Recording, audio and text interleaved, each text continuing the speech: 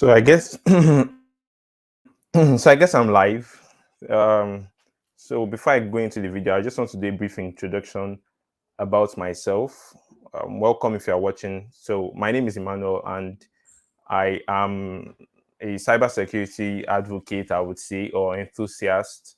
And I work in IT. That's the IT related field. I work as an IT support, and I just do cybersecurity related stuff basically. So yeah, that's me. And network security, every form of security, I'm that type of person that likes looking at everything, and hopefully um yeah, so that's just it. That's basic introduction about myself for those that are just getting to meet me for the first time, or for those that are watching this particular channel for the first time.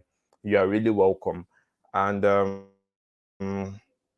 I was supposed to have a guest with me today, but due to certain circumstances, the person could not make it for today's live stream. And I know it's been a while I've done a live stream, but hopefully the person gets to join us next time, maybe next Saturday or so. And without wasting much time, what we'll be doing today is I'll be answering some cybersecurity and cyber safety related questions online, majorly from Reddit's platform. I think I'll be focusing more on the cyber safety part, not going in depth into cybersecurity or cybersecurity as a career path.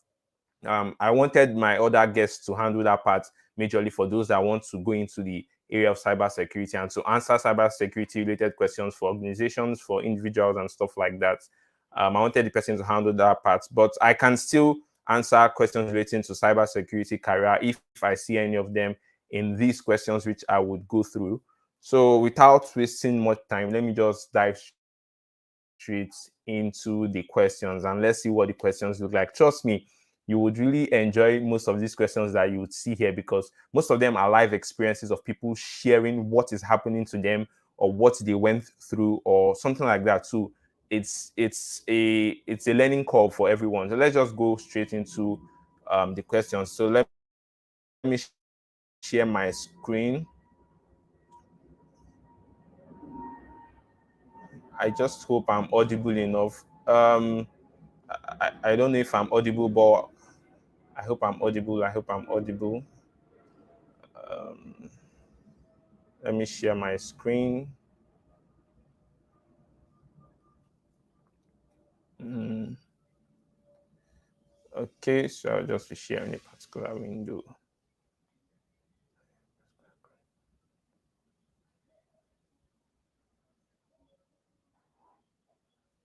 Okay, great. So this is I'm going to be answering some questions here, and I'll be skipping some. And sorry. Okay. So the first question, let me skip this one. This one is quite recent, and let's skip this. Okay. So this person says, why is too long of a password not allowed? So I guess the person is asking, why is it not allowed to set a password that is extremely long?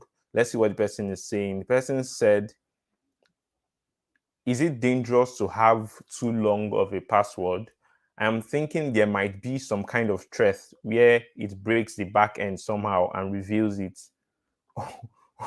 Well, first of all, no, this does not. This is not right. You can have as long. I understand what this person is trying to say. I guess this person is looking in the area of a buffer overflow.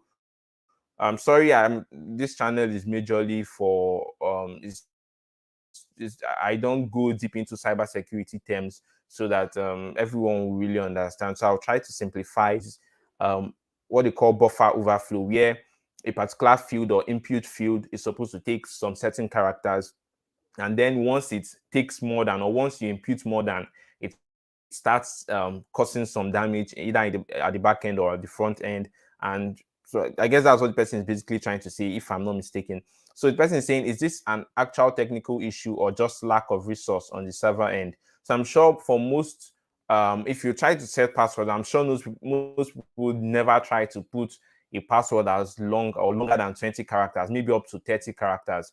because most times if you try it, the depending on the way the website is programmed or the platform is programmed, it will tell you you can't use this type of password, that it is too long, because they don't want a buffer overflow to happen, or they don't want people to just, it will mess up a lot of things. And obviously using a password that is extremely long, it's not really good, because you might not remember it, except you have to write it down, and it will take you a lot of time to type it out. So some people, I guess some people commented, someone said it's not dangerous per se. Ultimately, password length is dictated by how the backend systems are integrated. Exactly what I was saying, and how old they are. Some of your older authentication systems, you're written back, blah blah blah. I don't want, this person is going through some basic coding practices in terms of coding websites and some of those stuff. So I wouldn't want to go deep into it, but the person is saying it is not dangerous. So I guess that answers that particular question. Okay. So, and someone says it eventually just doesn't make sense, mathematical sense, to pass a certain number of characters. It will take millions of compute years to crack past 17 characters, for example. Yeah, obviously. So the longer your passwords are, the better for you. But I just want to state one thing here, or just summarize it so that I don't waste more time in one question. When setting a password, we've heard that your password should be long. It should be not just long, because if you use your name or something, if you just use characters, single characters, and no matter how long it is, it won't still be safe. So it has to be long. It has to be it has to have the uppercase, it has to have lowercase, and then special characters, stuff like that. So don't set passwords that are extremely long. You don't really need it. I guess around 10 characters, it's enough. Okay, 10 characters is enough, and you can do more than 10 characters depending on what you're, but you don't want to be doing 20, 30. It's going to be excessive. So remember, the key thing is having to know it without writing it down. So that's it for that question. Let's move to the next question. This person said moving to YubiKey auth apps. So I might not waste much time in this one, because moving to YubiKey auth apps, that's auth means authentication apps, or YubiKey. YubiKey is a device used for authentication, like two-factor authentication. It means it's like something you have. So after putting your password, you need to verify that it is really you using your YubiKey. So it's a means of second factor authentication. Fear of losing devices, what are your best practices? So the person is basically saying, oh, I have a YubiKey or a physical device that I use to verify or authenticate before they let me in. What if I misplace it? What can I do? Would I still be able to access my account and all? So that's the question that person is asking, and I wouldn't answer this one here, because I really am not sure of that. Let me see if anyone is online that can okay, maybe I would do that as a particular video. What happens when someone actually misplaces his authentication key? So that's really an interesting one. So total cyber security. Okay, this is a cyber security related question. Okay. um So someone said Instagram account was hacked and hacker made a two-factor authentication, so I can't get in. How can I get my account back? So let me go further to read what the person is saying. The person said the hacker made a two-factor authentication code. This means that when you put the code in, this means that when you put the code in, they send to you and make sure it is you. Okay, the person is trying to explain what two-factor authentication means. So basically, if you're not careful and your account is hacked, most hackers, what they do is they set two-factor authentication on that account so that you can never recover it, except maybe you're lucky enough and the support team assists you in getting the platform back by you verifying. Sometimes they will request that you submit your passport or something that has your face, your name, and something like that, something that can identify you. So most hackers don't just hack your account and then just leave it that way. They change your email, they change your password, they change everything so that you wouldn't have any way of recovering. So if this is the case, if you are in this situation where your account was hacked and two-factor authentication was set, find a way to reach out to the support, either with the email that was sent to you when your account was hacked, because most times they send you a notification on your registered email that your account has been hacked.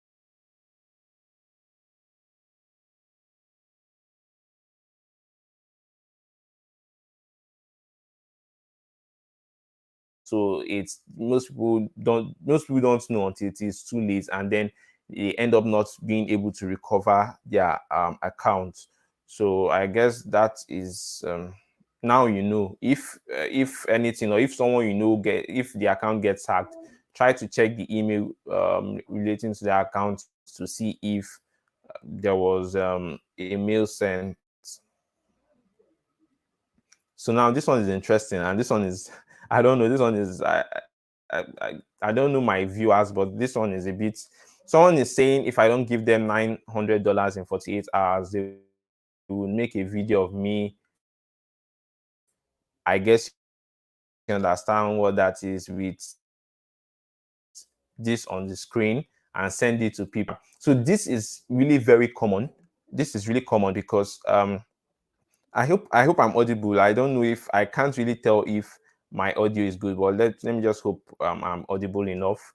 So the person, so this type of email or this type of message has gotten to so many people. When so many people receive this type of email telling you that they have a screenshot of your computer, they would actually send you the screenshot of your computer, okay, and tell you that we've hacked you and we saw what you were doing. We hacked your camera. We saw you when you were watching some adult rated movies or whatever it is, and then they start blackmailing you. What these people do is that, I guess, in certain cases, some of these people, some of these hackers or some of these scammers really hacked you. Let me put it that way, because you notice most people get to download. Or my questions to most of these people is that did you download the cracked software, or did you click on any strange link? What did you do? What have you done recently that might prompt you to receive this sort of email? So some of them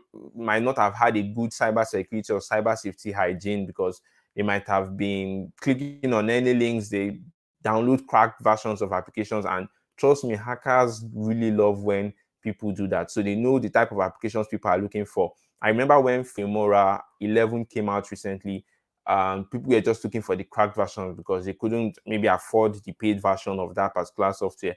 And hackers obviously knew that people wanted this software, so they could easily just modify something there and then send it to you, or they could send you the main software and give you modified versions and then slip in some stuff there that could give them backdoor access to your computer and something like that.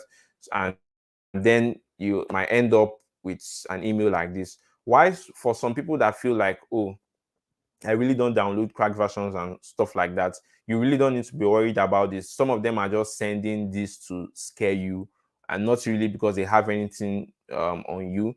And yeah, basically that's it. It's majorly to scare you. But if they really send you a screenshot of your computer, like the way your browser is or the way your desktop is with the files and everything there, then it means you have been compromised one way or the other. So you need to consider either resetting your PC. Don't try to copy out any files because you don't know what you're copying out. And so just try to reset your PC in general, because that's the only way for you to get rid of any backdoors or anything that the person has on your computer.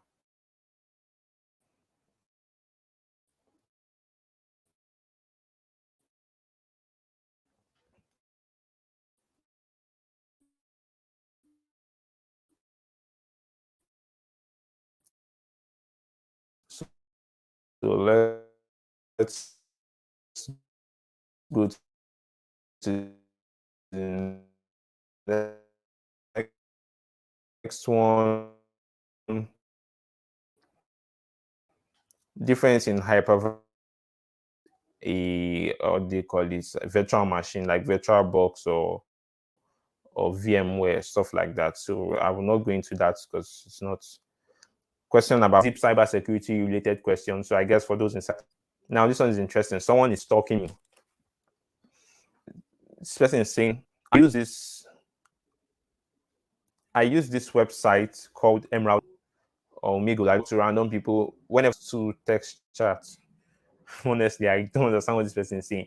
Recently, I was using its text chat, and unknowingly, I've loaded the website on two tabs of my browser, which I didn't notice. And I got connected to a person on one of the tabs, and it turns out like he knew my other tab was open, and he was like, "Go and close your other tab, you dumb."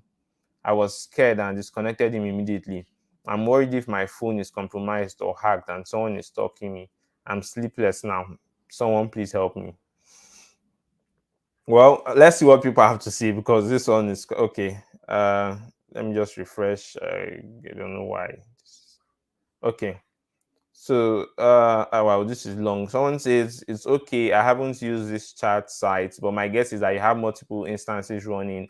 It probably messes with the audio and causes a feedback loop that will be audible to the other person. So they heard a bunch of echoing. I'm gonna further explain how hacking works in your scenario. Well, so I can't. This is just too long, but I don't think someone can stalk you with different ways, but I don't think this is enough for you to conclude that someone is stalking you because probably the platform, maybe the person has been actually stalking your person has your information or something, but I guess this person is just scared. I don't think it's you need to be, just put it that way. So can I do okay, this one is related to ethical hacking or hacking in general. So skipping that security issue when or register or install new. Okay, let's skip that one. I don't know what that is. Multiple accounts compromised in a week. So I guess this one is really interesting. So let's see what this person is saying. If you're just joining us, please don't forget to leave a like and also don't forget to subscribe. And let's continue. So it says multiple account compromised in a week, I guess. I don't know if you can help me, but I've had multiple accounts compromised in a span of 4 days. Most of my social media were sporadic. I mean, I think this person wants to write sporadically. I don't know what the person is trying to say. I really didn't care.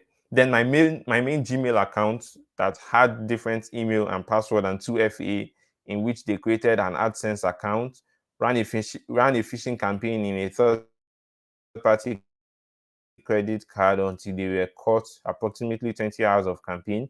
Then I woke up today with my Twitter that had 2FA and private Instagram. The Twitter and Instagram hacks were simple cryptocurrency retweet spam and multiple. God, the English here is difficult to read. And the following multiple ID accounts. I reset all passwords now. With that, I was sure it was my computer that I had the malware because all of those accounts are logged on it and I'm prepping to factory reset. But now I log into an alternative Outlook account and a secondary Facebook of mine that I haven't logged on in years.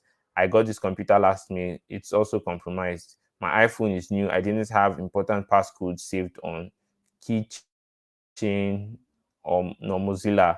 I even downloaded Chrome back to see if I had any important. Well, the person is asking for basically any tips to avoid this. So basically, I think from what this person is saying, it's obvious that the computer has been compromised because for you to have two-factor authentication and then someone can still gain access to your account without you giving out the two-factor authentication code or whatever it is, then it means your device is clearly compromised. The person has access to your device.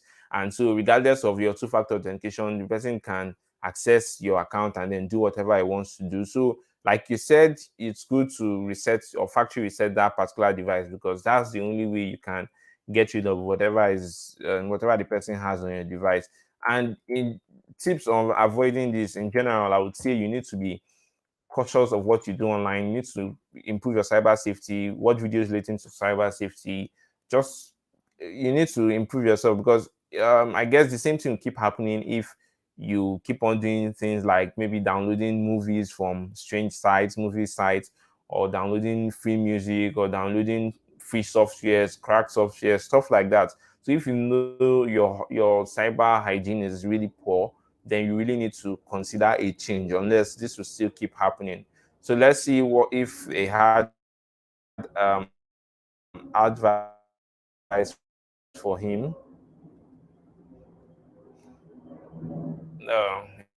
A train is an airplane is passing. So someone said, I would agree with your assessment of malware on the. I will avoid using browsers or hardware like iPhone to save passwords. Use password manager like Bitwarden. Okay, this person is actually right. So it's saying don't use your browsers to save your passwords, because some people use their browsers to save their passwords, and they use their browsers as their password managers, which is not really the best. So don't do that. If you've been using your browsers to save passwords and your Google account to save passwords, I would advise you not to do that again. It's not really best practice. Let me just put it that way. So sounds like they may have been compromising authentication sections. So you may want to force logouts everywhere through the compromised accounts. So this person is trying to say that there's a possibility that people are logged into, or he logged in into a different device which someone has access to. And imagine maybe you logged into a device and then you saved, you told the account to remember that device. That has access to it does not need two-factor authentication to just log into that device to access your account. So you need to log out all the devices that are logged in everywhere.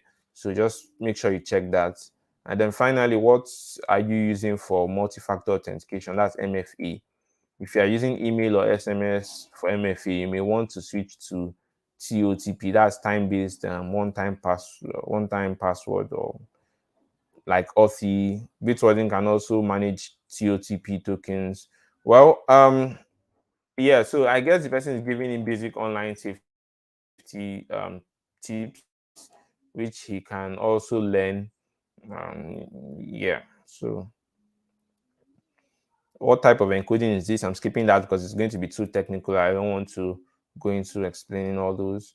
Screen and pictures I haven't taken on my phone. I guess that's what the person is trying to see. So let's read what this person is saying. It's saying, hi everyone. First of all, let me know if I'm in the wrong place or if I'm doing it wrong. Also, English is not my main language. Okay, great. Today, a technician came to my home to install a new internet connection. Hours after he left, I found a few pictures of looking. They're kind of black.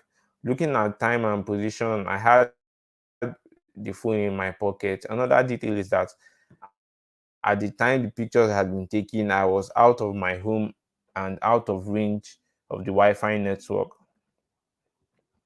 How should I be worried? Should I take any action? Thanks so much. So I'm totally confused. Let me see if anyone understands what he's trying to say.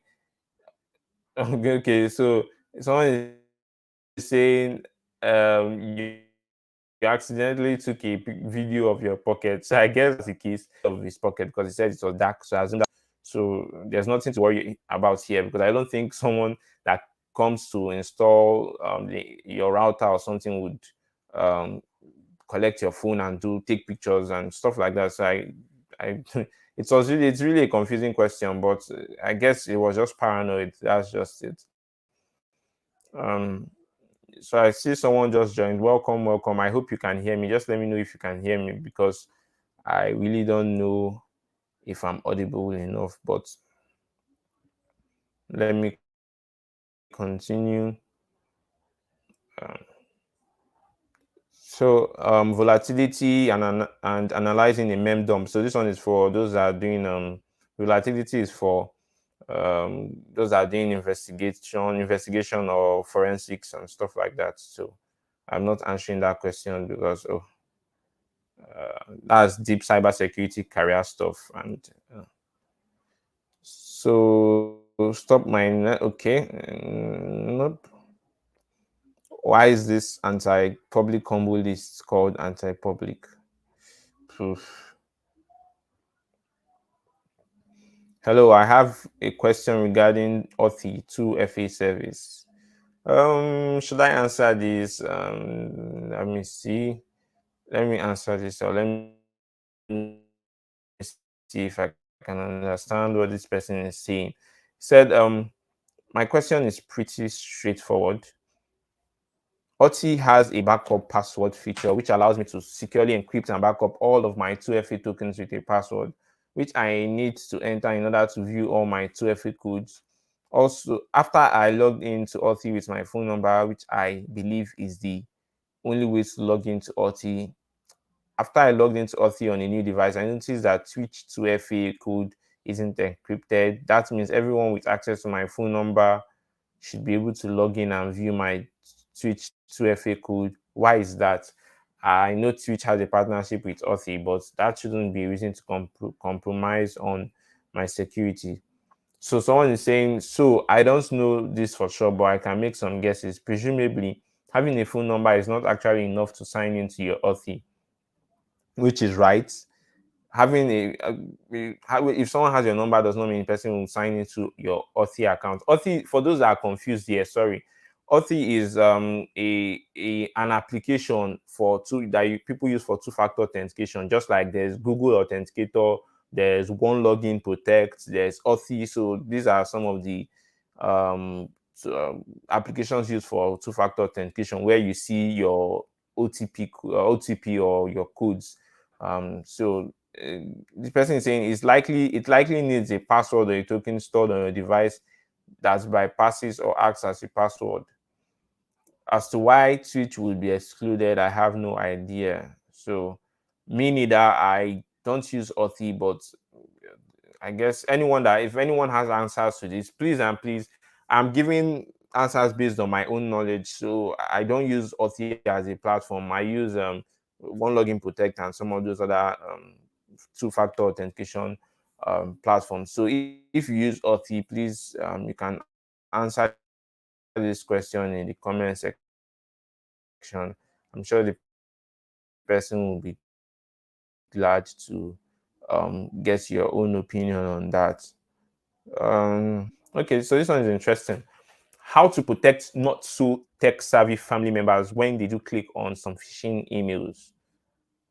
Okay, so it's saying even with a lot of effort even with a lot of effort of explaining and repetition, the fishes get better, and some family members cannot keep up with the modern technologies. Equal click and then enter login login info. So this is really funny, but let me finish it. Are there any browser extensions beyond what Firefox, Edge, Safari are offering in terms of blocking malicious sites that catch more bad URLs and protects better against phishing sites? I'm thinking about uBlock Origin with at least the additional lists, online malicious URL block lists, and phishing URL block lists, possibly switching their computers to using safe DNS from Code9, blah blah blah. Maybe activating their FSec, blah blah blah. Any other approach or things I could do to make it easier for them to differentiate what is good and what is bad, especially when they do click. I can't limit them to just 5 websites or URLs. What are you using to keep your loved ones safe online? All right, so this is a long question, but a really interesting question because I think I said this in my last video. Sometimes it's the vulnerable ones are the elderly ones or the ones that are quite young that are just getting to use mobile devices. I know for some people, they don't get a mobile device till they are like maybe 13 or 14, or in Nigeria maybe till like 15 or so, depends. And so those or cyber safety dangers and stuff, or online dangers, let me not put it like that. So some of them are prone to it, and mostly the elderly ones, because no matter how you want to educate them, speed, because of the either the terminology used, or I mean they're getting old, or they're elderly. Well, most of them, you see most of the elderly people scammed by scammers using tech scams, telling them, oh, your desktop is your desktop needs your antivirus is outdated, or something like that. They just send them phishing emails or scam emails like that. But I think what you need to do is, first of all, awareness. No matter how small it is, you need to always let them know about the basics. Okay, if someone calls you and says it's from your bank, ignore the person. Try and verify from your bank by really calling your bank. If someone sends you a mail, don't just click on it. So just show them the basics. I'm sure they will not want to start inspecting links. They will not start checking they will not start going to Virus Total, or they will not start going in depth to unshorting the link and to check all those things. I mean, who has the time? It's only people that really I mean, the younger ones that might have the time to do that, or they know technical know how to do all those things. But for you that is trying to keep maybe your father safe or your mother safe from scams or from them losing money, I would say first of all, just do the basic awareness. Then also, you should put some things in place in terms of password managers. I am sure they will not be using so many social media accounts, or online platforms. So it's either you get them in password manager, so that they will not need to memorize passwords, or they will not need to start using the same password. So get them a password manager, get them an anti-malware. Those antivirus softwares can detect if you're going to a strange site. So it will warn you that this site is not encrypted, does not have SSL site in the past, or there's something strange about this site. Also, it's sufficing that this file might not be safe. Make sure you enable make sure they're using it as a local user, so that if there's anything that they prompt them to install, they will not be able to install it, because they need to use the admin password. So make sure you're the one that locks the make sure you are the only one that has access to the admin account of that particular Windows device, so that any software that they want to install, you have to happen on Windows. Any exe that needs to run would need administrator privileges to run. So I think that's one way to also keep them safe, basically. And then for the phishing emails, which this person was really specific about, I think basically just tell them, once they get an email from someone that they do not know, something that is unsolicited, like they don't know the person at all, and they just got an email from this person, they should reach out to you first. Okay, and then your countenance is really important. When they reach out to you telling you that, oh, I got this email, or they forward such an email to you that I got this email, is it okay, or is it really from Amazon, is it really from Jumia, is it really from this platform? Once they send or forward, show them how to forward the message to you, or always tell them to notify you about such stuff. So once they send it to you, you can always verify before telling them if it is legitimate or not. So this will just keep them safe from any of this. So I guess that's major stuff. There might be other stuff. So if you feel like there's any way, for those watching, if you feel like there's any way you can protect the not so tech savvy family members, or the elderly ones, or the younger ones are also in this category, you can also comment in the comment section how you can make it possible.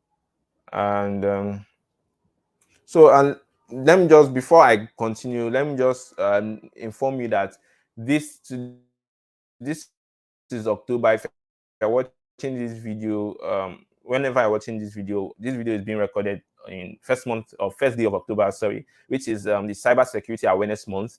where we are hoping to create more awareness, or what this month basically stands for is we'll be creating awareness to the elderly, most especially, and then to organizations, to businesses, to brands, letting them know the essence of cybersecurity or cyber safety and why they need to take it more seriously.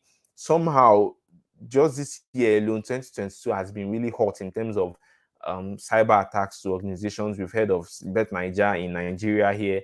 We've heard of Uber. We've heard of Optus. We've heard of this NFT. I can't remember that NFT company, but we've heard of so many hacks, and I don't know why in 2022 it's really big. I don't know. Cyber criminals are getting really wise, and they're getting really dogged about all this stuff. So I think more awareness needs to be done to organizations to let them know that you need an information security officer, you need someone, a cyber security professional in your organization to be able to put in basic policies and stuff and put all those things in place, at least to make sure you are safe. Don't make it easy for the bad guys. Obviously, no matter how, even Google can get hacked. No one says Google cannot get hacked. Facebook can get hacked. The CEOs can get hacked. But make it difficult for them. That's just it. Because most times, if hackers want to hack a particular organization and they see that, oh, this their security,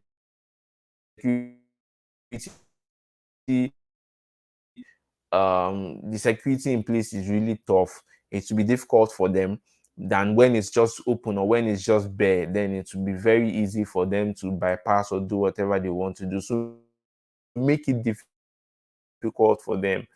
Okay. So that's what this month is all about. It's all about creating that form of awareness.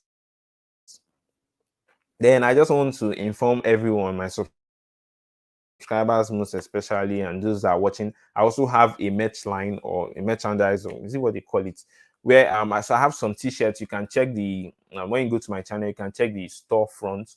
You will see stuff. If you can to see, you can all fish stuff. You can get a mug, you can get a sticker, you can get one for yourself and for people around you, just to create that form of awareness.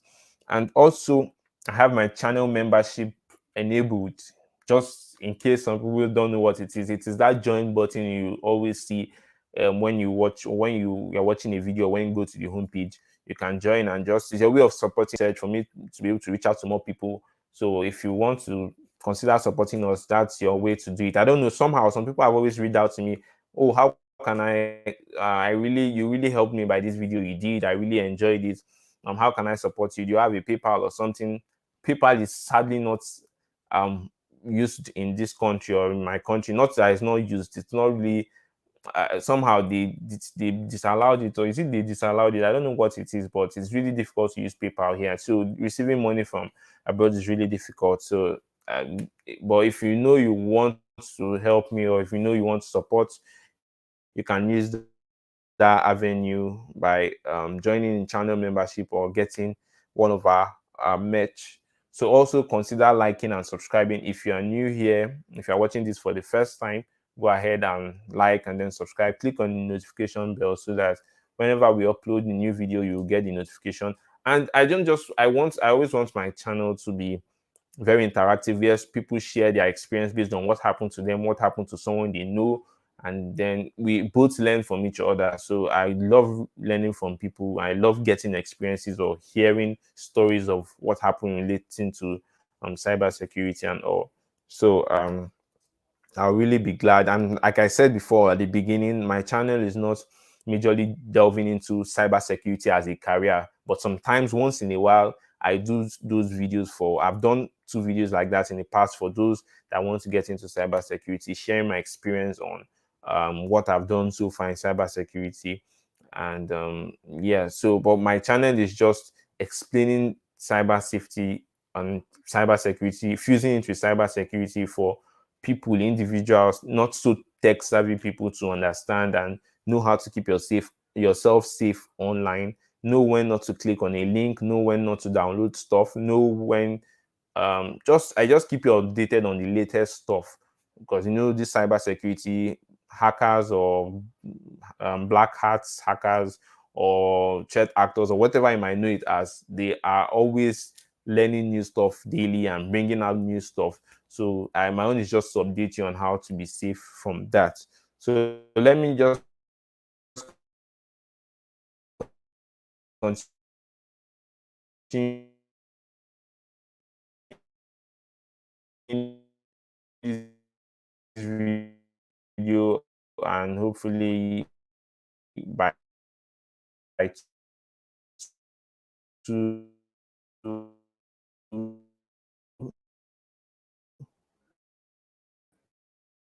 p.m. It's happening.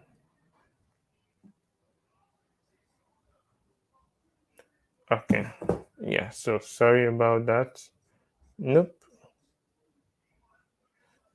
So let's see, where are we? Where are we?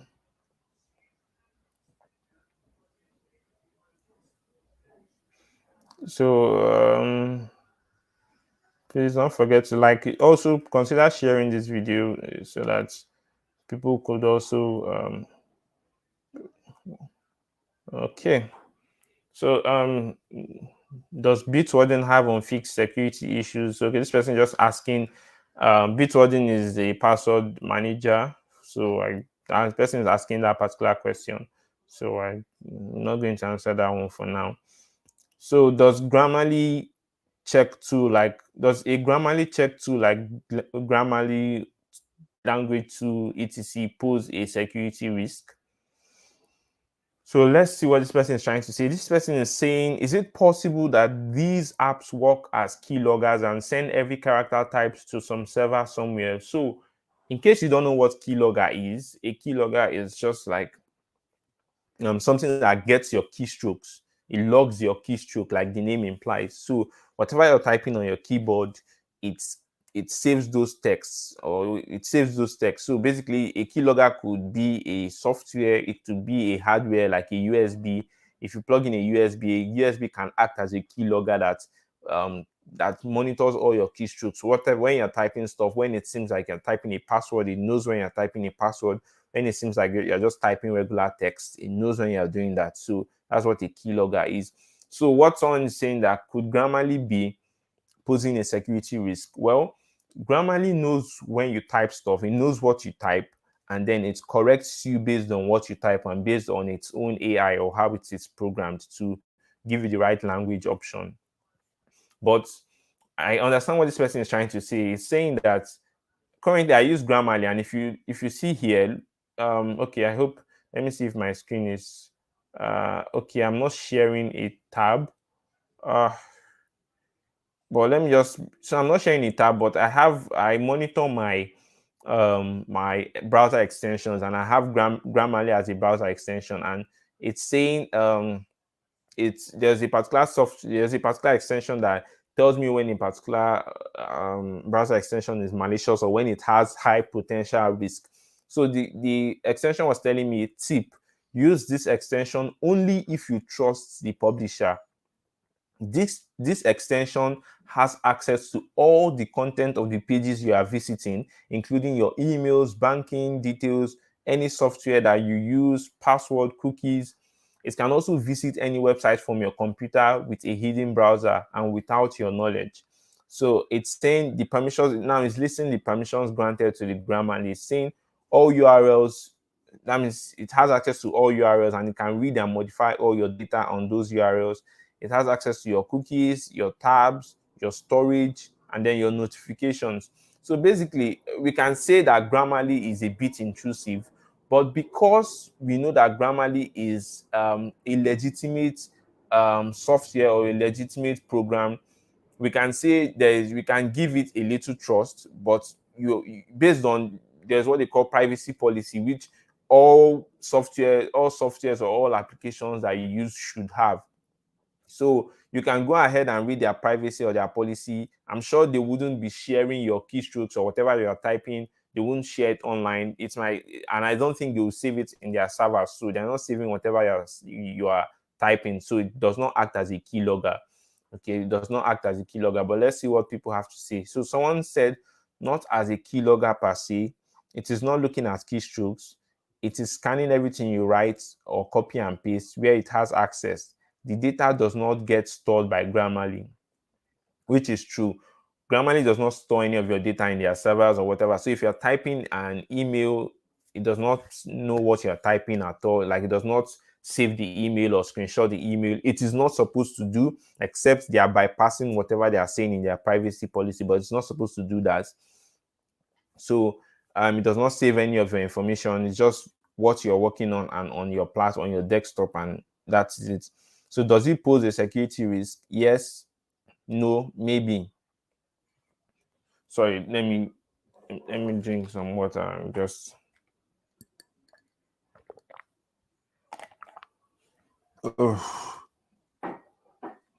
Okay, yeah. So this person is trying to answer the question, saying, does it pose a security risk? Yes, no, maybe. Is information contained sensitive and shouldn't leave the control of the owner? Yes. So it's saying that Grammarly actually has access to sensitive information, because organizations use it when they are sending sensitive emails. They make sure their English language is correct.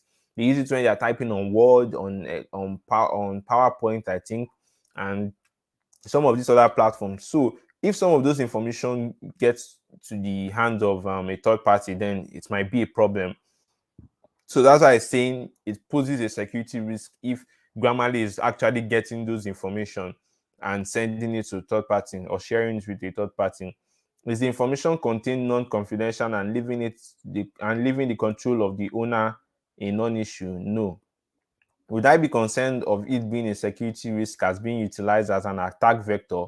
Not really. So it's saying you shouldn't really be concerned, because from what you know, Grammarly said they don't save all those information unless we are just trusting Grammarly that they are really keeping to their word. So you can still keep on using Grammarly, but to be sure you've understood their terms and policies before using Grammarly. The person added a link here, so you can go ahead and read their terms and conditions or their privacy policy, and hopefully you get a full knowledge of what they do with your data, or whatever it is. So let's go to the next one. If not the same okay. If not the same person from everything, then what? Okay, I think this one will be very interesting. Let's see what this person is saying.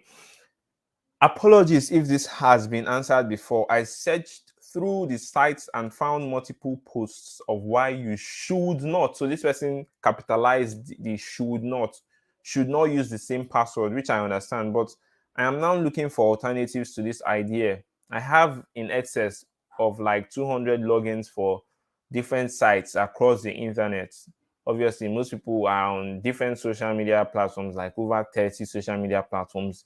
Not even, we are not counting websites or all those stuff, just social media alone. So I have in excess of like 200 logins for different sites across the internet. It's possible for me to create a unique password for each one. Further, impossible for me to remember them without keeping a running list of sites and passwords in my handy dandy notebook. Just curious as to what you all do or recommend when it comes to managing so many different passwords. Thanks in advance. So I would say this is a bit tricky. This is not just a straightforward. I know some people will say, oh, straightforward, use a password manager. Um, First of all, it's not safe to write down your passwords, and because someone could get that notebook. Or imagine I have a notebook here with me and I wrote down my password. What happens when that notebook gets in the hand of a wrong person? Maybe my brother picks it up and is looking at it, or it gets misplaced, or it gets burnt. Does it mean you've lost access to over 200 what they call it, 200 passwords or logins, 200 login details? So that's not actually very effective, so it's not really advised. And you obviously can memorize 200 different logins or 200 different passwords. and then using one or using the same thing for all of them is really not advised.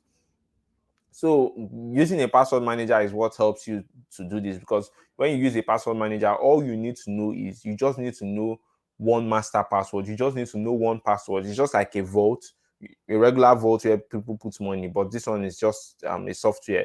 So you put all your passwords there and then you lock it.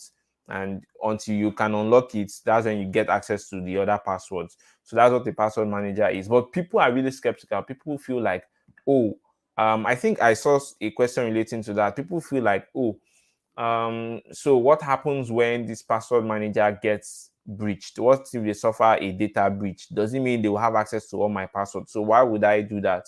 Well, I would explain that sooner or later. Hopefully, I see that particular question. Or let me just explain it now. If you use a password manager, and depending on how good the password manager is, most password managers don't just, for example, if you save if your password is Emmanuel 12345, which is not a strong password, but I'm just assuming, if that is your password, and the password manager, that's what you saved in the password manager, what the password manager would do is that a good password manager would sort your password, or would add some characters, a random character to the back of the password, and then so no one can easily guess the password to that particular account, unless, I don't know, unless you have those randomly generated um it could be is it not figures, those characters, sorry, those randomly generated characters.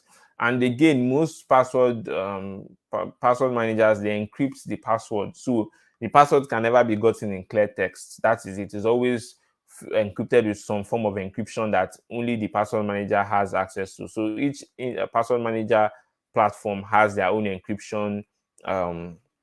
It's not standard, their own encryption stuff, I don't know what to call it. So your passwords will be safe, so you don't really need to be worried about that. Security professionals will tell you, like those people, even the hackers themselves, I guess, I don't know how black hat hackers do it. I don't know if they use password managers, but obviously I guess they do. So it's your best bet. Basically, use a password manager, that's the safest thing. But some people will feel like, oh, a password manager is expensive. How do you want me? I'm just a student. How do you want me to afford a password manager? And I understand so many people, because there was a time when I was not even using a password manager for a long time. Even when I started this channel, I was not really using a password manager, even though I always preach using a password manager. But I'm good at memorizing the passwords I used.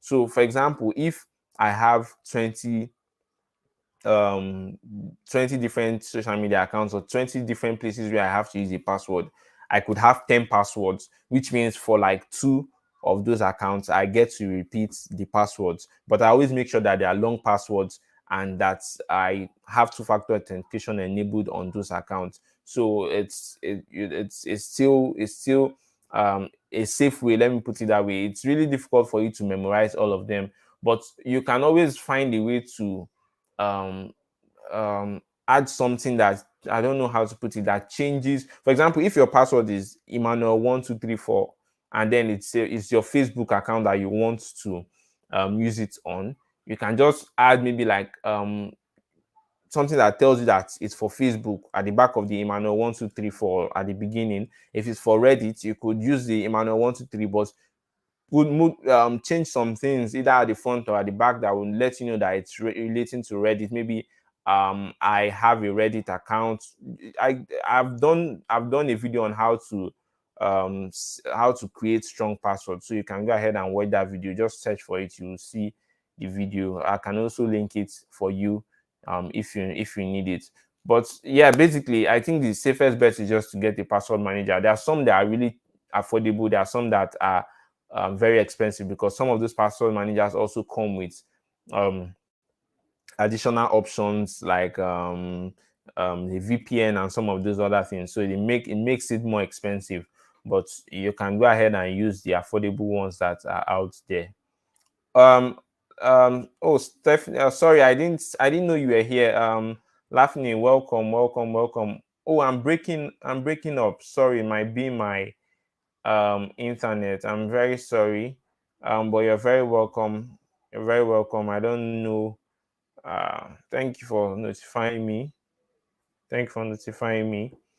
And yeah, so I guess that's all for that particular question. Let's see if we can answer a few more questions. Um, Cloud app notified me of a screen recording and a screenshot, neither of which I took. Should I go into this? This one is looking too long. A question about malicious apps and if my idea about blocking internet access is correct. Okay, let's see what this person has to say. So, this person is saying, so first off, I would like to mention that I have an app called Net Limiter 4. So I don't know what this app is, but the person is saying that can block anything's ability to access the internet. Okay. Now my question is, if I had something that had a remote access Trojan or something basic that just steals all your personal information, would I be 100% safe if I were to completely block such rats or data stealing apps from accessing the internet? Would it fully prevent the rat from working, and would it prevent my personal data or information from being stolen? Is there something I'm missing? Well, so someone says depends highly on possible functions. Remote access Trojans are generally intentionally low profile, so they aren't detected and thus maintain persistence on a system. This is saying that a rat or a remote access Trojan, they just find a way to hide on your system. That like a backdoor, they don't run, like they don't run or they don't utilize your storage in a way or your RAM in a way that they will be easily detected. So it's difficult to actually find Trojans or remote access Trojans. If you sandbox a piece of malware and found all ports and IP, sorry, this is getting a bit cybersecurity technical, and found all ports and IP addresses it uses to communicate, then block them before infecting your real system. Chances are, yes, you could theoretically stop the malware from reaching its goals. It may not even be able to initialize itself in the first place. Well, so basically, what this person is saying, I don't think, except this application, I don't really know what application this is. NetLimiter 4, I've never really, but it's just sounding very strange. It's sounding like one of these free softwares that someone just created. I don't know. There might be people that use such a platform. I don't know what it is, but um, it still won't keep you safe. Most of these platforms or applications won't just keep you safe online, even though they are blocking any access to the internet or whatever it is. If you're not conscious of being online safe or cybersecurity safe, then you would get it to affect you, or whatever it is, it can easily bypass this. So sorry, I don't know what net limiter 4 is. Anyone that knows, I will make research about it and see, probably do a video if I see that the application is good, or if it's worthwhile, but I don't know what it is. I've never really used it. um Someone said received a spam text saying that I needed to update my payment info on Amazon shortly after placing an order.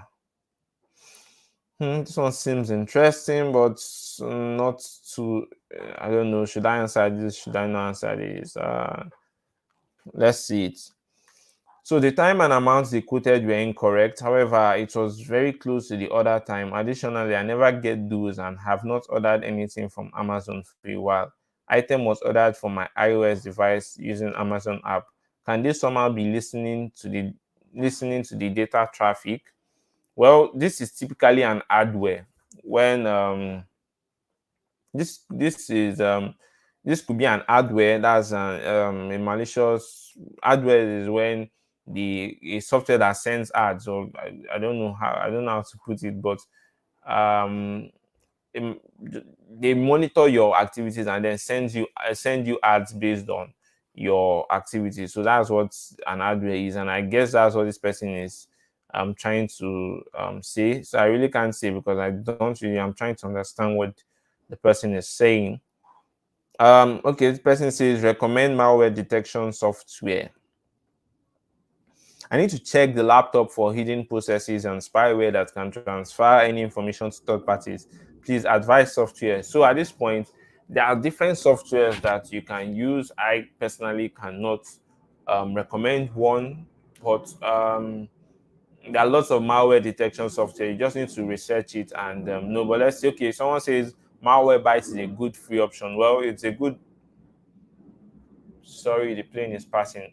I noticed I'm getting very fast. My pace in speech or talking is getting fast, and most people find it difficult to, sorry, understand me when I'm this pacey when speaking, or when I'm this fast when speaking. So sorry about that. You can slow down the pace if that helps.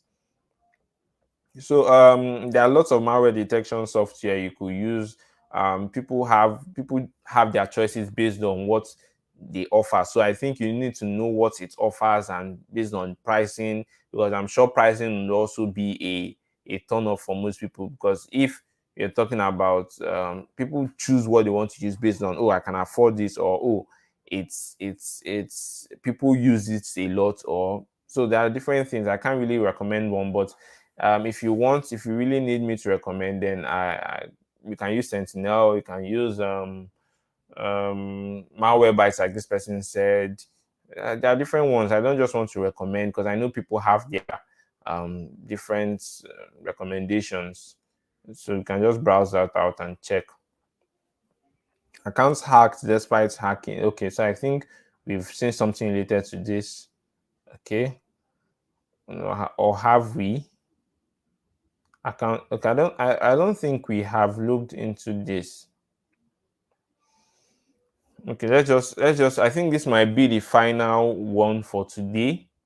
This might be the final one for today. Then we call it a day. Hopefully by my next live stream, I will have a cybersecurity professional from the UK, one from the US, and one from Nigeria. So hopefully they get to answer. And I know I don't really have much people watching this live stream because it was just all of a sudden. I didn't pre-plan the live stream for people to get aware of the live stream earlier. But hopefully I plan it very well, and I have about three of those people from three different regions to answer your cybersecurity questions, and then also join me in answering some of these questions. Then we'll have more. We could even have, I won't say an argumentative sections where we give our advice based on the question asked, and then just share our knowledge basically. So I'll try to make that possible maybe next week. So let's just go. Let's see the last question. Accounts hacked despite having 2FA, that's two-factor authentication. What do you guys think happened? It is not an ongoing issue as there hasn't been any additional actions, but it is more of food for thought and curiosity on what other people think that may have happened. From roughly September 8th up to 13th, and an instance around 21st where it was less hacking, and my Gmail being used for an ad account that I have shut down. I had a number of accounts compromised, that social media, Amazon, and a gaming account getting hijacked. Despite many of those having two-factor authentication auth, minus a few which are stuck on crappy text 2FAs and unique 12 to 15 character passwords. Things to note: I have three Gmails and only one got hit. Of course, it was the one I had my accounts tied to. The others are completely fine. Gmail threw no security issues my way, and none of the accounts showed any weird or unknown access points. None of the compromised accounts bar my game one. None of the compromised accounts bar my game one had any password. Well, I'm finding it difficult to understand this. Had any passwords or email changed? Okay, saying none of the compromised accounts had password or email changed. Game account confirmation email for removing my mobile 2FA was somehow placed in my spam. I often have a VPN enabled. There was no crypto scam going around Twitter where even verified. Wow, this person it's a long. I don't know if this is a question. Oh God, this is very long. Okay, too long, didn't read. Just curious to know what people think that it might have been, and how someone got into my account despite having 2FE. So sorry I could not read your stuff. It's just kind of too long. But this person is saying I ran malware bytes. I don't go to. Okay, now this is something really interesting. This is something really interesting. I highlighted this because I want to say something about that. So what this person is saying is that his two-factor authentication was somehow as if they bypassed it. Let me let you know something for those that are watching. It's there's a possibility of bypassing two-factor authentication. If you don't know, two-factor authentication is not always very solid, but it's good. But there's nothing that is impossible. Let me just put it that way. But the way they would have bypassed this person two-factor authentication is if they actually have access to the person's device, like a remote access Trojan. So somehow there might be a malware that, for example, now you have your laptop now and it's already compromised. Even if you use two-factor authentication to log into your Facebook account, someone that has access to it knows what your password is, knows what your sees whatever code you're trying to type in, or the person already has access to your account. The person can modify anything from your device because the person already has access to it. So I would say in general, you just need to make sure that you're not downloading. If you're the type that have been downloading strange stuff, but from what he's saying he's cyber safe or he's careful from what he's saying. But he made a statement that I decided to highlight. He said, I don't go to HTTP sites and have the HTTP extensions on Chrome and really don't wander around suspicious sites or click weird email links. Considering I'm the type to squint at even legit emails and text. I don't really download, whatever, and haven't recently. So I don't want people to think that if you are that the sites that are not safe are the sites without the HTTP, without the S at the back of the HTTP, that's without the encryption. Some sites that have the SSL, that's the HTTPS with the S, they can still be malicious sites, they can still be strange sites, they can still push out drive-by downloads of malicious software, they can still be used maliciously. So it really does not mean if I guess the era where people thought that all sites with HTTPS are safe. If you have that in mind, or if you had that in mind, please remove that from your mind. Not all sites with HTTPS is safe or are safe. Some of them could still be malicious or still be used for malicious purposes. So you just need to know that what HTTPS does is whatever you're typing, whatever passwords you're typing won't be seen in clear text if anyone is intercepting the network. Like if there's a man in the middle of the whole network, if someone is intercepting, because someone could intercept your network, there's a way they intercept your network and see what sites you visit and all those stuff. So with HTTPS, it's just a security feature, but it does not mean the website cannot be malicious. So so here, this is what I was saying. Someone said not all 2FAs created equal. Not all of them are strong. Like some two-factor authentication. Sorry, a plane is passing. Ah, every 5 minutes, this plane just keeps passing here. I stay near the airport, so it's it's what I go through even when I'm shooting my videos. So I guess it's gone now. So not all two-factor authentication is created equally. There are some that are still very weak, there are some that are really good. So Authy or other time-based one-time password implementation are vulnerable to things like basic phishing or multi-factor fatigue attacks. If you are serious about protecting your account, you need to use two-factor authentication that accounts for those types of attack and provides protection for them, like FIDO2 security keys. Okay, so it's just trying to tell you that that there are some two-factor authentication methods that are stronger than some. Okay, so I'm sure you know that if you're using your SIM card as a means of two-factor authentication, where they send a code to your SIM card, it's two-factor authentication, but it is not good enough because you could face what they call SIM swapping, and they will have access to those codes. Or if you're using Google Authenticator is not still as good as some of these other ones there. So that's what this person is trying to say. Sometimes using a physical YubiKey or Google Titan or all these physical means of two-factor authentication is a better option. But so the person is also saying, I often have, okay, saying is replying to this, I often have a VPN enabled. Honestly, for most use cases, this has zero impact on your security posture. I said this in my let me see if I can leave a thumbs yeah, an upvote for this person.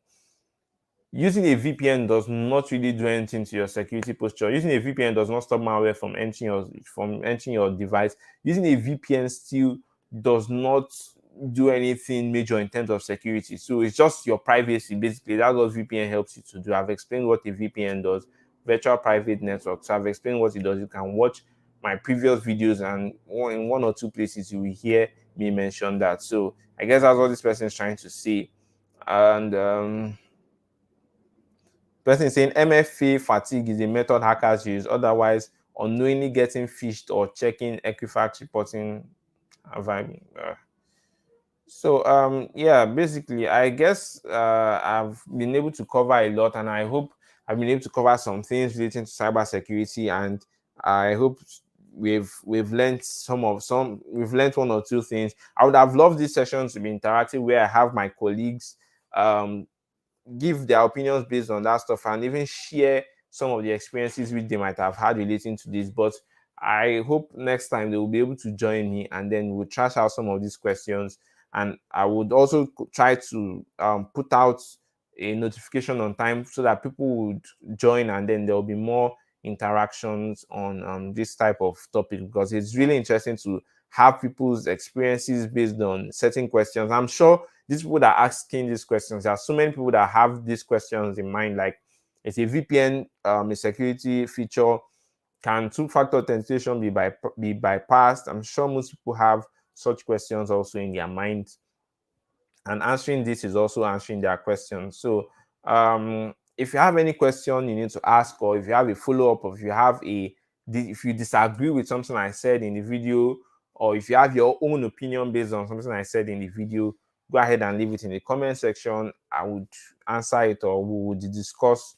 And you can also, if you feel like you're a cybersecurity expert and that you want to join us on a live section, or you can go ahead and reach out to me, a collaboration, whatever it is, a sponsorship. It's also it's also welcome. If you need to advertise any of your product that are security related products, I can go through them. If it's something I feel is okay, I can also advertise those products also. And yeah, so thank you for joining. Let me see if we still have. Okay, so thank you, Lafney, and all those others that joined. And sorry if my network was crappy. I couldn't really hear myself, so I don't know if I was really audible enough, or if there were some glitches here and there. But I apologize for that, and hopefully when I rewatch this, I will know what to do in terms of getting a better connection, or better audio quality, video quality, and all. So thank you, and uh, I will see you in my next. I'll see you in my next video. Remember to stay safe. Bye, guys. Mm.